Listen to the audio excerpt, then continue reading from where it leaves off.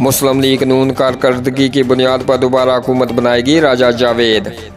मुस्लिम league नून municipal committee Islamgarh के रहनुमा राजा Javed of कल्याल केरी ने साफियों से गुफ्तगू करते हुए कहा कि मुस्लिम लीग नून तमीर व तरक्की और कारकर्दगी की बुनियाद पर पूरे आज़ाद खित्ते में डंके की चोट पर हुकूमत बनाने में कामयाब होगी।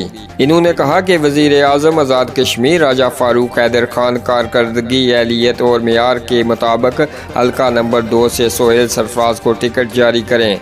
हम वादा करते हैं कि इनकी जीत के लिए दिन रात एक करके मुस्लिम लीग नून को सीट तोहफे में देंगे। इन्होंने कहा कि हल्का नंबर 2 इस्लामगढ़ चकसवारी की आवाम का सोहेल सरफराज के साथ प्यार मोहब्बत देखकर यकीन कामल है कि वो हल्का से क्लीन स्वीप करेंगे। उम्मीद है कि पार्टी के दीगर कायदीन सोहेल सरफराज की पार्टी खिदमात के इतराफ़ में इनका भरपूर साथ देकर कामयाब करवाएंगे।